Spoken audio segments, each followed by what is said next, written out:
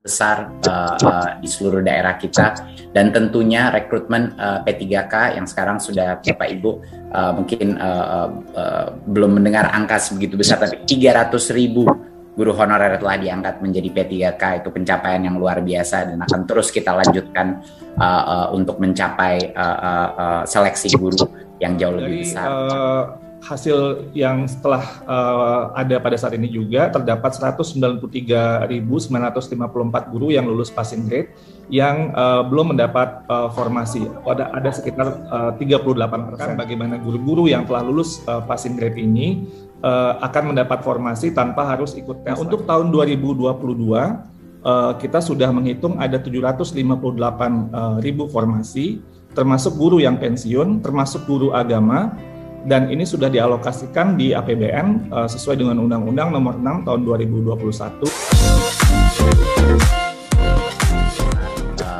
Di seluruh daerah kita, dan tentunya rekrutmen P3K yang sekarang sudah Bapak Ibu mungkin belum mendengar angka sebegitu besar, tapi 300.000 guru honorer telah diangkat menjadi P3K. Itu pencapaian yang luar biasa dan akan terus kita lanjutkan untuk mencapai seleksi guru yang jauh lebih besar, tapi bagi yang layak menerimanya. Jadi itu terus kita sempurnakan prosesnya. Jadi komitmen kita untuk tahun ini sangat besar transformasi. Status dan evaluasi mengenai P3K sekarang, saya ingin mengundang Pak Iwan untuk sedikit memberikan penjelasan mengenai bagaimana posisi kita.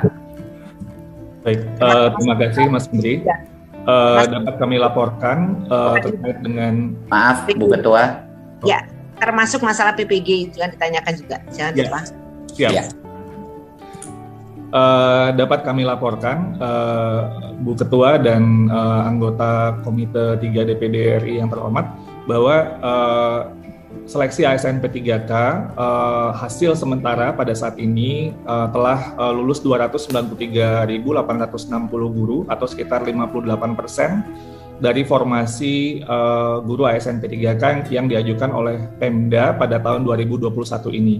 Dari hasil yang setelah ada pada saat ini juga terdapat 193.954 guru yang lulus passing grade yang belum mendapat formasi. Ada sekitar 38%. Dan di sini tentunya kita sedang memperjuangkan posisi kami memperjuangkan baginya guru-guru honor. Suaranya hilang Pak Iwan. Oke, jadi saya mengulangi kembali, posisi Kemendikbudristek adalah jelas kita memperjuangkan bagaimana guru-guru yang telah lulus passing grade ini akan mendapat formasi tanpa harus ikut tes lagi. Tentunya ini mensyaratkan dan kami memohon bantuan kepada Komite 3 DPD RI yang terhormat supaya kepada konstituennya dan Pemda yang terkait untuk mengadvokasikan untuk mengajukan formasi sebesar mungkin, semaksimal mungkin sesuai dengan kebutuhan. Karena tanpa ada pengajuan formasi oleh daerah, tentunya hal ini tidak bisa terselesaikan. Mohon diingat bahwa jumlah formasi yang tersedia itu 1 juta lebih, sementara jumlah guru honorer sekolah negeri yang tercatat itu 742.000. Artinya jika pemerintah daerah mengajukan formasi yang maksimal 1 juta formasi tersebut, maka besar kemungkinan guru-guru honorer yang sudah, apalagi yang sudah lulus passing grade itu akan mendapatkan formasi karena jumlah formasinya jauh lebih besar daripada jumlah guru honorer yang ada di sekolah negeri. Jadi itu kunci utama dan perlu kita advokasikan bersama-sama. Ada 117.000 formasi, 117.939 formasi yang sama sekali tidak dilamar oleh guru-guru kita di tahap 1 dan tahap 2. Ini sekitar 20% dari formasi yang tersedia tapi tidak dilamar sama sekali, satu pun tidak ada yang melamar di tahap 1 dan tahap kedua. Ketika kami zoom in, ini ternyata formasi-formasi yang ada di daerah-daerah yang sulit.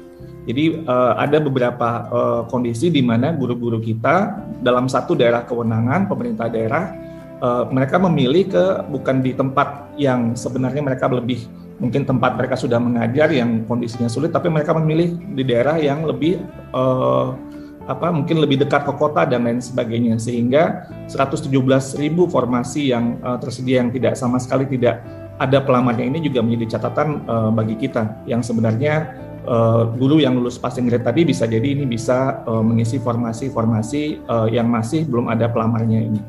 Nah, untuk tahun 2022 kita sudah menghitung ada 758.000 formasi, termasuk guru yang pensiun, termasuk guru agama, dan ini sudah dialokasikan di APBN sesuai dengan Undang-Undang Nomor 6 Tahun 2021, dan Kementerian Keuangan telah mengirimkan surat kembali, surat dari Dirjen Perimbangan Keuangan nomor S204/PK/2021 tertanggal 13 Desember 2021 kepada seluruh bupati, gubernur, bupati, dan wali kota tentang perhitungan anggaran P3K guru dalam alokasi DAU tahun anggaran 2022, bahwa perhitungan kebutuhan gaji untuk formasi ASN daerah dalam alokasi DAU 2022 telah ditetapkan, dan untuk guru-guru yang telah lulus di formasi di seleksi tahun 2021 sudah dialokasikan gaji pokok untuk P3K guru ini sebanyak 14 bulan gaji. Saya ulangi, 14 bulan gaji, termasuk gaji tunjangan hari raya dan kebijakan gaji ke-13, dengan asumsi bahwa penggajian P3K guru yang lulus seleksi tahun 2021 ini sudah dimulai sejak Januari 2022. Ini sudah dianggarkan dan sudah dijelaskan oleh surat dari Kemenkeu kepada seluruh kepala daerah.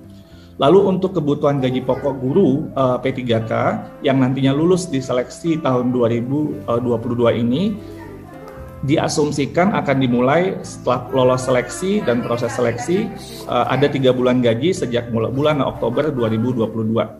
Jadi dengan demikian sekali lagi ditegaskan oleh Dirjen Perimbangan Keuangan bahwa alokasi DAU untuk P3K guru merupakan dana yang ditentukan penggunaannya secara spesifik atau bersifat earmark, sehingga tidak dapat digunakan untuk belanja lain. Ini sudah ditegaskan oleh Kementerian Keuangan juga.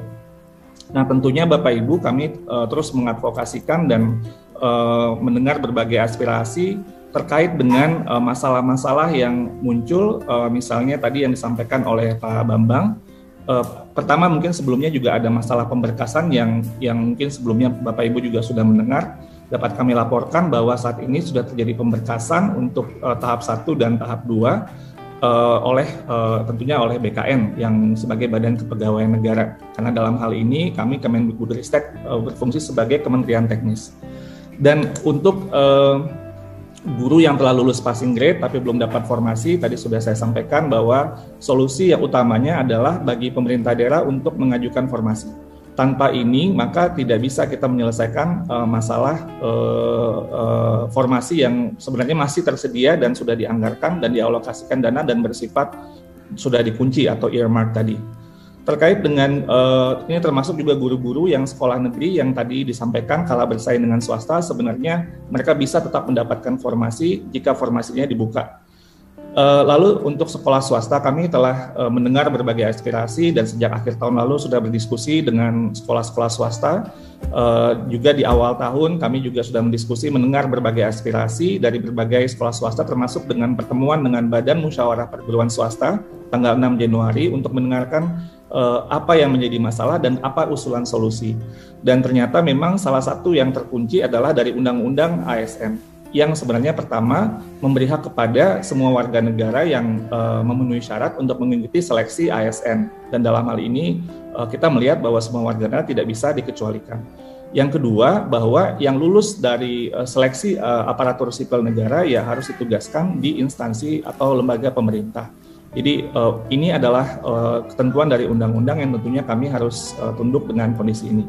Namun demikian sekali lagi kami sampaikan bahwa kami terus memperjuangkan, dan saat ini dalam Panselnas kita berdiskusi untuk mekanisme seleksi ASN P3K di tahun 2022 dengan mempertimbangkan semua aspirasi yang ada. Mohon doa dan dukungan juga dari Bapak Ibu sekalian supaya bisa lebih baik di tahun ini.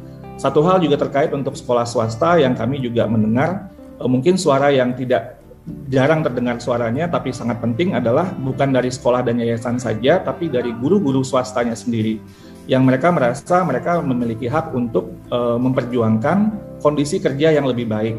tentunya kita tidak ingin guru-guru kita mendapatkan pembayaran atau gaji di bawah upah minimum regional atau UMR sesuai dengan Undang-Undang Ketenagakerjaan.